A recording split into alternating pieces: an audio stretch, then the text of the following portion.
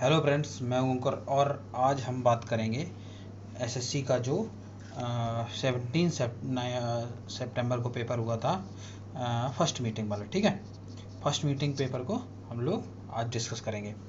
तो खैर ये मैंने क्वेश्चन पेपर जो है गगन सर के टेलीग्राम से लिया है। ठीक है, गगन सर के टेलीग्राम से लिया है। तो चलो खैर हम लोग टाइम वेस्ट ना करते हुए सीधे हम लोग मैथ के सेक्शन पे चलते हैं और सीधा मैथ सॉल्व करते हैं। ओके, तो हम लोग पहुंच गए सीधे मैथ के सेक्शन पर। ठीक है, ओके। पहला क्वेश्चन जो है, सभी कर्मचारियों को समान वेतन मिल रहा है। ठीक है, यदि कर्मचारियों की संख्या 20% बढ़ जाती है और प्रति व्यक्ति उसका वेतन 18% कम हो जाता है तो कुल वेतन में कितने प्रतिशत की कमी होगी। ठीक है, देखो वेतन जो बांटा जाता है वो क्या होता है, एम्प्लॉय और मल्टीप्लाई बाय उनकी सैलरी, यही तो टोटल वेतन बांटा जाता है। ठीक है, अच्छा। अब ये कह रहा है कि कंपनी की जो संख्या है, कर्मचारियों की संख्या 20% बढ़ जाती है। 20% क्या होता है, 20% होता है 1/5, यानी कि कर्मचारी की संख्या 5 से बढ़ के कितनी हो जाती है, 6 हो जाती है। ठीक है, 6 हो जाती है। उनकी सैलरी 18% कम हो जाती है। 18% कम का मतलब 100 पहले सैलरी मिलती थी, अब ये मिलेगी आपको 82%। ठीक है, अच्छा ठीक है, हम लोग मल्टीप्लाई करते हैं तो ये 500 आ गया, क्योंकि अभी बताया मैंने कि एम्प्लॉय मल्टीप्लाई टोटल सैलरी है पर व्यक्ति, एक व्यक्ति की सैलरी। ठीक है, 6 2 जा 12, यानी कि 492, यानी कि कितना कम हो गया, 8 कम हो गया। किस पे, 500 पे। परसेंटेज निकालने के मल्टीप्लाई 100, 0 से 0 चलेगी, 500 था ये। ठीक है, तो 5 ये 1.6 आ गया। ठीक है, तो इसका मतलब क्या करें, कितने प्रतिशत की कमी हो जाएगी, 1.6% की। ठीक है, के का वह न्यूनतम मान ज्ञात कीजिए जिनके लिए 7 अंकों वाली संख्या, ये जो संख्या दी गई है 6 से विभाज्य हो। ठीक है, 6 से विभाज्य होने के लिए क्या होता है, 2 से और 3 से डिविजिबिलिटी चाहिए होती है। 2 से तो है क्योंकि लास्ट में 6 है, तो 3 की डिविजिबिलिटी क्या होती है, सम ऑफ ऑल द डिजिट्स, यानी कि सभी डिजिट्स का सम 3 से डिवाइड होना चाहिए। तो 4 और 2 6 डिवाइड हो गया, 9 भी 3 से डिवाइड हो गया, हटा दो, जो जो डिवाइड होता जा रहा है हटा दो। 6 भी डिवाइड होता जाता हो गया। अब 8 और 7 15, 15 भी 3 से डिवाइड हो गया। इसका मतलब ये सभी का सम 3 से डिवाइड हो गया। इसका मतलब के को हमें कितना रखना चाहिए, 0 रखना चाहिए। ठीक है, तो के की वैल्यू क्या आ गई, 0। खैर अगला चलते हैं, ए पी और ए क्यू केंद्र ओ वाले किसी वृत्त पर बाह्य बिंदु ए से खींचेगी 2 स्पर्श रेखाएं हैं। अच्छा, एक वृत्त पे बाह्य बिंदु से खींचेगी 2 स्पर्श रेखाएं हैं। अच्छा, तो एक वृत्त है, जैसे मान लो इधर से खींच रहे, एक ये और एक ये स्पर्श। ठीक है, क्या कह रहा है, ए पी और ए क्यू, तो ए यहाँ पे, ये पी और ये क्यू। कह रहा है कि बाह्य बिंदु ए से खींचेगी, पी ए क्यू 40 है, पी ए क्यू यानी कि ये हमें दे दिया है 40 डिग्री। कह रहा है पी ओ क्यू ये पूछा है। अच्छा देखो, ये क्या है, क्वाड्रिलेटरल बन रहा है और यहाँ पता है ये दोनों 90 90 हैं, तो 90 90 180 अलग हो गए 360 में से, तो बचा क्या, 180 बचा। इसका मतलब इसका प्लस इसका, जो भी इसको x मान लेता हूँ, इन दोनों का सम कितना होना चाहिए, 180 होना चाहिए। तो जब ये 40 है तो सीधी सी बात ये कितना होगा, 140। ठीक है, यहाँ कह रहा है कि x ग्रेटर देन 1 और एक्स स्क्वायर प्लस 1/x² 83 है, तो एक्स क्यू माइनस 1/x की वैल्यू निकालने हैं। देखो एक्स स्क्वायर प्लस 1/x² 83, दोनों तरफ मैं -2 कर दूँ तो ये हमारा क्या हो गया, x माइनस 1/x हो गया आपका 9। ठीक है, और जब x माइनस 1/x 9 हो गया तो एक्स क्यू माइनस 1/x क्या हो जाता है, पी क्यू प्लस 3p। ठीक है, अगर ए क्यू माइनस 1 मतलब ए दिया गया है और ए क्यू माइनस 1/a पूछा गया है, तो P Q plus 3p। P Q क्या है कि 9, तो 9 का क्यू प्लस 3, 9 जा 27, 9 का क्यू कितना होता है, 729। ठीक है, और 729 में 27 ऐड हो गया तो 9 7 16 बचा, हो गया 756। ठीक है, हम लोग नेक्स्ट क्वेश्चन पे चलते हैं। 7200 पर यानी 7200 पर 16% प्रति वर्ष की दर से 3 वर्ष का साधारण ब्याज। ठीक है, 9600 पर x% प्रति वर्ष की दर से 4 वर्षों के साधारण ब्याज के बराबर है। तो ठीक है, इनका बराबर कर देते हैं, यानी 7200 मल्टीप्लाई 16 और मल्टीप्लाई 3/100, ये जो है इक्वल हो जाएगा 9600 इंटू एक्स इंटू 4/100 के। ठीक, 100 से 100 चला गया, 0 से 0 चला जाएगा, 16 दिया 48, 2 जा चला जाएगा। ठीक है, 4 2 जा 8, 9 जा चला जाएगा, तो हमारा x कितना आ गया 9%। ठीक है, इसको सॉल्व करते हैं। इसको जब हम सॉल्व करेंगे तो पहले ब्रैकेट के अंदर क्या है 1/6 इंटू 9। ठीक है, 1/6 इंटू 9 इंटू 2/3। ठीक है, तो 9 से 6 3 या 18 2 टाइम्स चला जाएगा। ठीक है, 2 से 2 यानी कि इतने का जगह आ गया 1 इंटू 18 प्लस 5, तो 18 प्लस 5 यानी कि आ गया 23। नेक्स्ट पे चलते हैं हम लोग। 2022 में कंपनी द्वारा निर्मित कारों की औसत संख्या 2022 यानी कि ये वाला, इसमें एवरेज निकालना है तो 1 5 2 7, ठीक है, और 5 6 11, 3 3 6 2 8, 3 3 6 3 9, यानी 9171 आया है। 3 से डिवाइड कर देते हैं, 3 3 जा 9, 0 3 6 3 5 जा 15, 3 7 जा 21, 53057। ठीक है, त्रिभुज एबीसी में एंगल भी 90 डिग्री है। ओके, ये है एंगल भी आपका 90 डिग्री। tan A 45, एक मिनट, tan A 45 तो हमें बी की कोई ज़रूरत ही नहीं है। tan A 45 कब होता है जब A इक्वल टू 45 डिग्री, वो tan A 1 कब होता है जब A इक्वल टू 45 डिग्री। ठीक है, तो यहाँ रख दो। तो 4 इंटू साइन ए 1/√2 यानी साइन 45 1/√2, कॉस 45 1/√2, तो 4/2, तो कितना आ जाएगा 2। नेक्स्ट पे चलते हैं हम लोग। Sec theta equal to 29/20। ठीक है, इसका मतलब एक हम लोग थीटा जो है ये इसके बीच में। ठीक है, अच्छा, सेक थीटा क्या होता है, देखो सेक थीटा क्या होता है, देखो ये होता है हमारा कॉस का उल्टा। कॉस क्या होता है बेस अपॉन हाइपोटेनियस। तो सेक क्या हो जाएगा हाइपोटेनियस अपॉन बेस, यानी 29 और 20, और ट्रिपलेट जानते ही 20 21 29, ये एक ट्रिपलेट होता है। ठीक है, क्योंकि 29 का स्क्वायर क्या होता है 29 का स्क्वायर होता है आपका, निकाल लो, 9 9 जा 81, 2 2 जा 4, 961। सही कर रहे थे ना हम लोग। ट्रिपलेट क्या होता है 20 21 सुई तो होता है पर ओके, कोई बात नहीं, चेक कर लेते हैं हम लोग सीधा निकाल के चेक कर लेते हैं, मैं भी कंफ्यूज हो गया। 29 का स्क्वायर 9 9 जा 81, 2 2 जा 4, ठीक है, और 9 2 18 36, 1 8 से 14 4 3 7 1 847। ठीक है, तो ट्रिपलेट हमारे कौन कौन से हो गए, एक सेकेंड, ट्रिपलेट हो गए हमारे 20 21 और 29। यहाँ पे 29 क्या है आपका, ये है हाइपोटेनियस, 20 क्या है बेस, तो फिर जो हमारा परपेंडिकुलर होगा वो कितना होगा 21। निकाल लेते हैं 3। कॉस थीटा क्या होता है साइन का उल्टा, साइन क्या होता है परपेंडिकुलर अपॉन हाइपोटेनियस।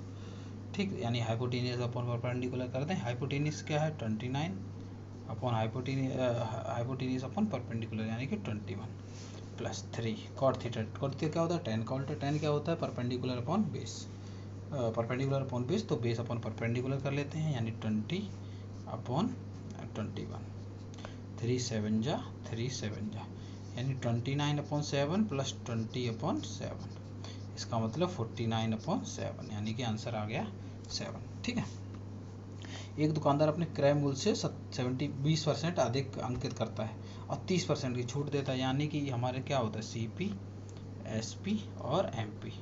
CP मान लो 100 है, इससे अंकित कितना किया 20% अंकित किया, तो यानी MP 120, और इससे वापस आ जाओ SP पे क्या करा 30% की छूट दे दी, तो 120 पे 30% की छूट दे दी, तो 120 का 30% कितना होता है 36, 120 पे 36 की छूट दे दी तो बचा 84।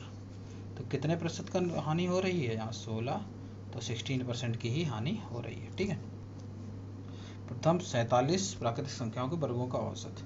देखो प्रथम n जो प्राकृतिक नेचुरल नंबर होते हैं उनका जो स्क्वायर का एवरेज जो होता है वो होता है n, वो स्क्वायर होता है जो मतलब वर्गों का योग जो होता है n+1 और 2n+1/6। हमें औसत पूछा है तो औसत के लिए हमें यहाँ से n मल्टीप्लाई करना पड़ेगा, n से n हट जाएगा, यानी कि हमें बचा हमारे पास n+1 2n+1/6, तो n+1 यानी 47 + 1 48। ठीक है, प्लस 47 2 जा 94 + 1 90 मल्टीप्लाई 95/6, 6 8 जा 48, 8 5 जा 44, 8 9 जा 72, 4 76, तो हमारा आंसर कितना आ गया 760। ठीक है। यहाँ दिया गया है A ratio B, B ratio C, तो ABC पूछा है, तो ABC के लिए A रेशियो B लिख लो, यानी 6 8, BC के लिए 7 10, यहाँ 8 आ जाएगा, यहाँ 7 आ जाएगा, 7 6 जा 42, 8 7 जा 56, 8 10 जा 80, 2 से काट देते हैं सबको, तो आ जाएगा 21 28 40, ठीक है। यहाँ पे दिया है कि दिए गए आंकड़ों के आधार पर कुल कितना लाभ कमाया है। 20,000 पर प्रति इकाई अगर इतना है, 20,000 पर 10%, यानी कि कितना लाभ हो जाएगा, 20,000 पर 10% यानी 2,000 रुपये लाभ। 72,000 पर 20%, 72,000 पर 20% का मतलब 1/5, 1/5 का मतलब 3600, सही है ना। 3600 नहीं, 14,400 करके देख लेते हैं।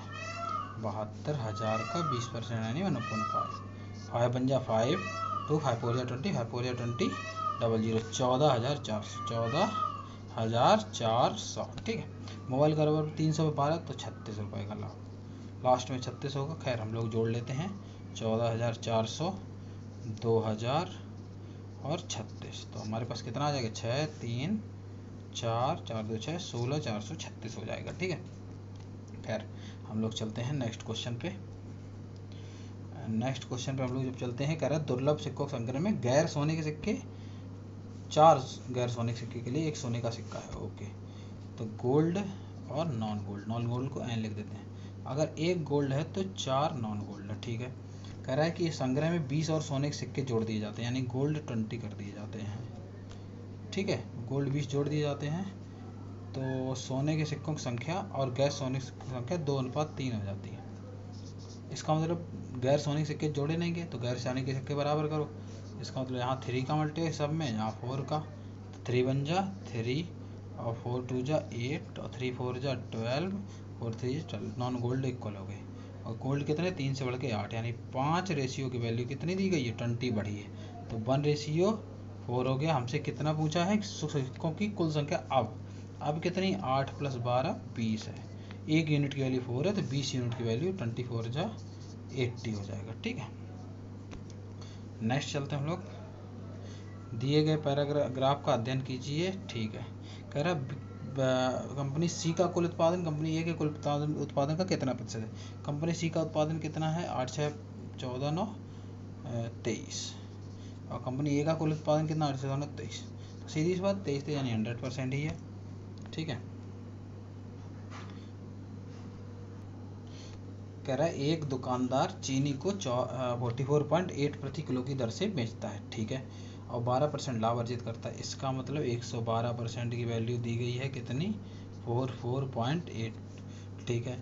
तो हम सीपी निकाल लेते हैं 100% की वैल्यू, तो पॉइंट खत्म करो, तो 1120% का मतलब 448, दोनों तरफ 10 का मल्टीप्लाई कर दिया, 1120 10 1120, क्योंकि इधर दिखाई दे रहा है 11 चौको 44, 2 चौको 8, 112 से दोनों तरफ डिवाइड कर दिया, तो 112 10 जा एंड ये 4 जा, 10% की वैल्यू 4, तो 100% की वैल्यू दोनों तरफ 10 का मल्टीप्लाई, यानी कि सीपी आ गया आपका 40 रुपये, यानी उसकी वैल्यू 40 रुपये थी, और 40 रुपये थी। कह रहा है पानी रिसाव कर चीनी का 1/5 हिस्सा खराब हो जाता है, ठीक है। हम मान लेते हैं 1/5, मान लो चीनी ही 5 किलो थी, तो 1 किलो खराब हो गई, 4 किलो चीनी बची है, ठीक है। अच्छा, हमने मान लिया है, हमें पता नहीं है। 5% लाभ प्राप्त करना, यानी 5% सीपी पे ही तो प्राप्त करोगे, तो सीपी का 5% क्या होता है, 1/20, यानी सीपी का 21/20 कितना है, 42, यानी कि चीनी को 42 पे बेचना है, और चीनी का हिस्सा थोड़ा ख़राब हो चुका है, यानी कि 42 चीनी जो है, यानी 42 पे जो बेचना है, वो चीनी का 4/5 हिस्सा बेचना है, तो 42/4 और 5 चला जाएगा ऊपर, तो 42 पंचे कितना हो सकता है, 210/4, 4 से काट लो, 4 पंचे 20, 4 दूनी 8, 2 बचा 4 पंचे, यानी 525, यानी कि 52.50 ये शेष चीनी का, ठीक है। हाँ, ये आ गया। चावल का कितना प्रतिशत वार्षिक उत्पादन होता है, उत्पादन हो कितना रहा है, 8600 टन, 8600 टन, यानी 100% वैल्यू जो है आपकी 8600 है। 1% की वैल्यू कितनी आ गई, 1% की वैल्यू आ गई 86। कह रहा है कि चावल कहाँ है, राइस का मतलब 25%, 25% का मतलब या तो मैं 8600 को क्या करता, 4 से ही डिवाइड कर दो, 25% क्या होता है 1/5, 1/4, 4 से 4 दूनी 8, ठीक है, 4 एकम 4, 4 पंचे 20, 0 2150 टन हो गया। ठीक है, ये 10 से 20 भुजाओं वाले त्रिभुज ABC और 13 सेंटीमीटर कर्ड और लंबों में से 12 सेंटीमीटर के लंब वाले एक समकोण त्रिभुज के क्षेत्रफल में कितना अंतर होगा। ठीक है, कर्ड वाला और लंब वाला तो 12 है, इसका मतलब लंब को क्या कहेंगे, परपेंडिकुलर है 12, हाइपोटेनियस है 13, तो सीधी सी बात है बेस कितना होगा 5, क्योंकि ट्रिपलेट क्या होता है 5 12 13। ठीक है, तो बेस यहाँ से मिल गया, तो हमें यहाँ से इसका एरिया जो PQR है, PQR का एरिया निकल आया कि half into perpendicular into base, यानी कि 12 इंटू 5 यानी कि 30, इसका एरिया 30 है। हम इसकी बात करते हैं, इसकी बात के लिए हम यहाँ पे वही अपना पहले वाला फॉर्मूला लगाते हैं, मतलब S निकालो। S क्या है, S है आपका S आपका कितना है 10 + 20 + 20 यानी कि 50/2 यानी S की वैल्यू 25 आ गई। एरिया निकालने के लिए √S यानी कि 25 S minus 25 S minus A S √S minus A S minus B S minus C, तो S लिख दिया 25, S माइनस ए 25 में से 10 गया 15, S माइनस बी 25 में 20 गया 5 और S माइनस सी 25 में 20 गया 5। इनमें से बाहर क्या आ रहा है 25 बाहर आ रहा है, तो 5 आ गया और ये दोनों का 5 बाहर आ गया। अंदर बचा √15 ने 3 इंटू √15 बचा है, हमें √15 की वैल्यू दी है 3.87, तो ये 5 मतलब इसका 5 इसका 5 बाहर आ गया, यानी कि 25 इंटू 3.87।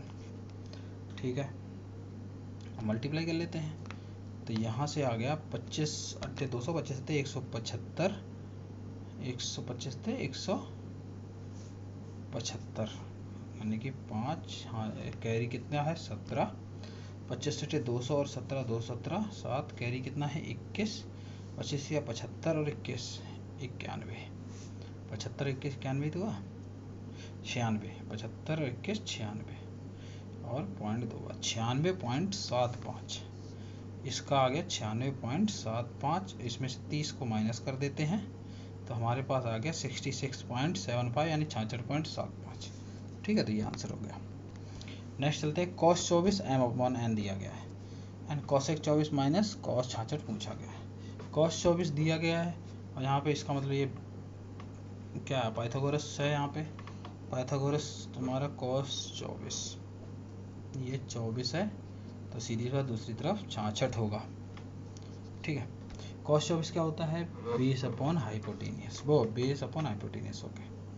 बेस क्या है m n, यहाँ पे कितना होगा perpendicular m² minus n² minus m² sorry n² minus m²।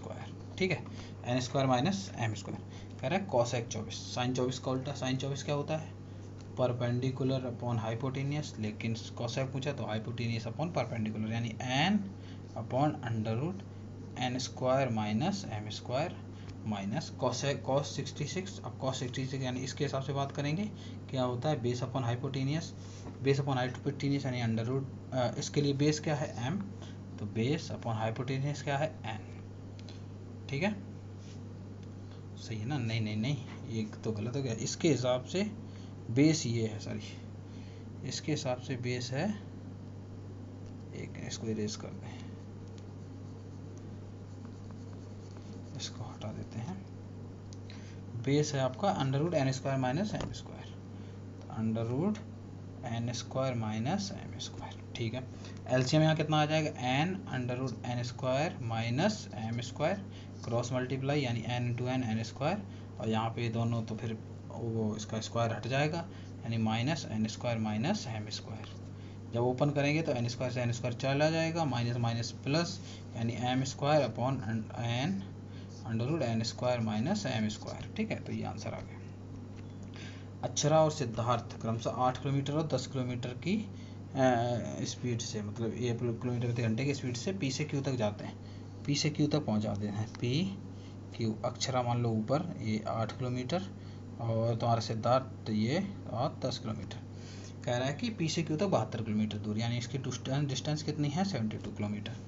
Siddharth स्थल Q तक पहले पहुंचता है, यानी सिद्धार्थ यहाँ तक पहुंचेगा और तुरंत लौटता है यानी वापस आ जाता है। और यहाँ पे अक्षरा से आर पर मिलता है।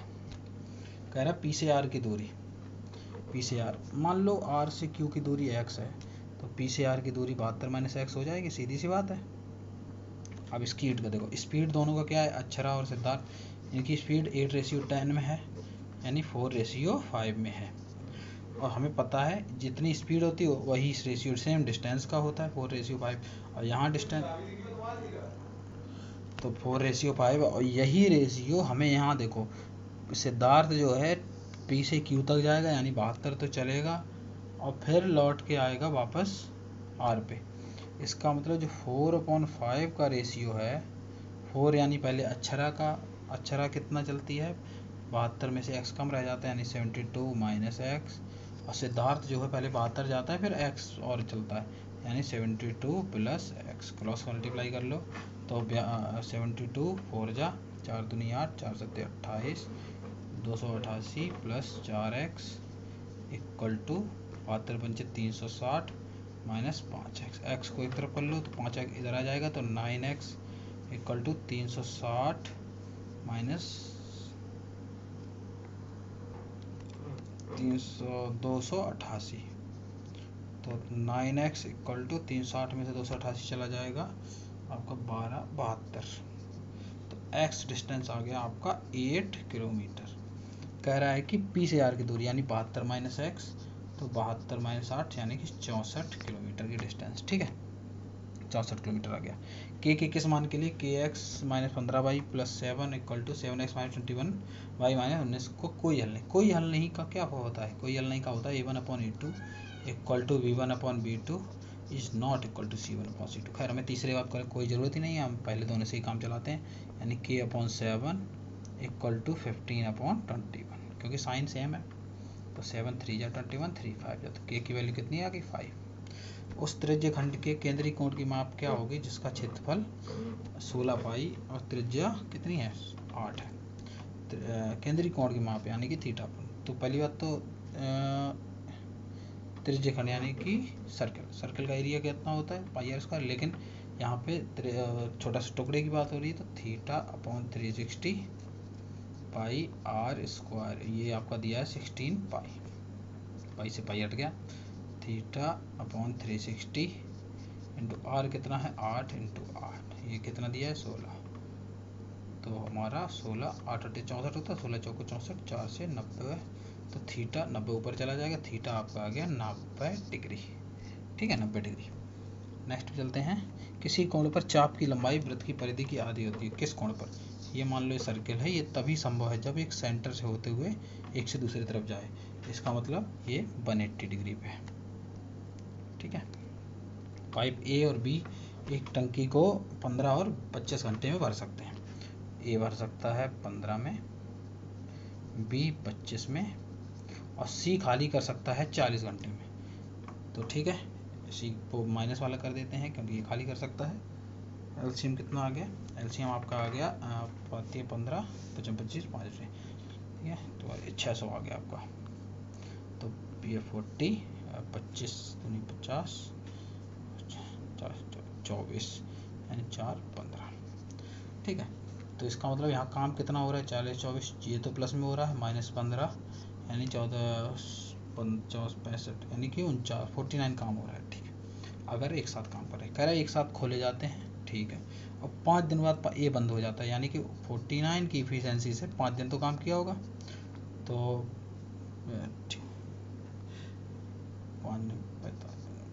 245 काम हो गया।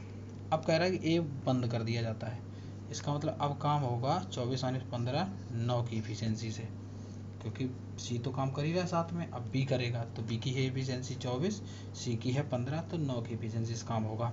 तो टंकी का शेष भाग यानी 600 में से 245 चला जाएगा, अगर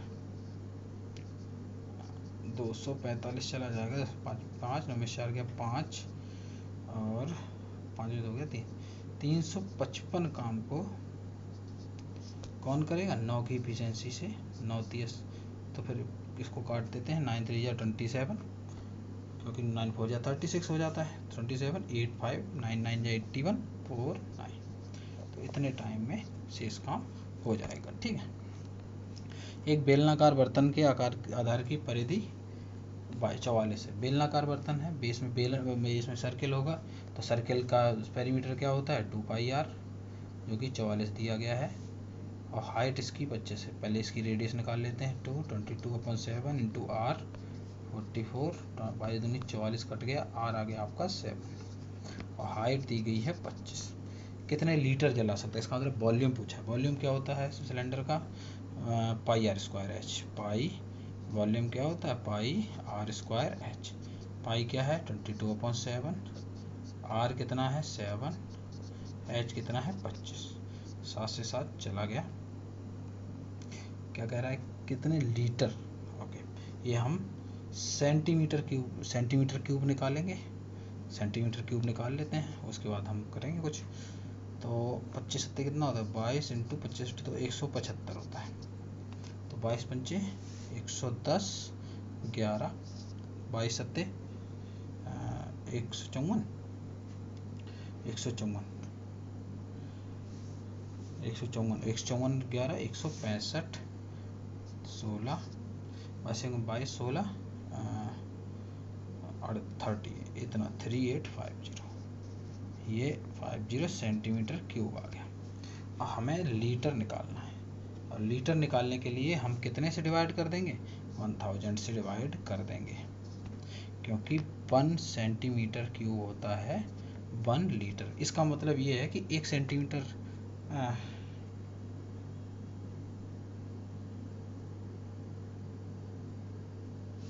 हाँ सही, 1 सेंटीमीटर क्यूब 1 लीटर। ठीक है, तो हमारा आंसर आ जाएगा यहाँ से 3.85 लीटर। ठीक है, तो खैर हम लोग हो गए हमारे 25 क्वेश्चन।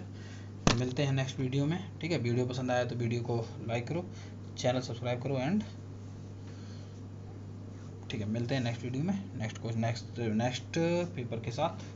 Okay, bye bye.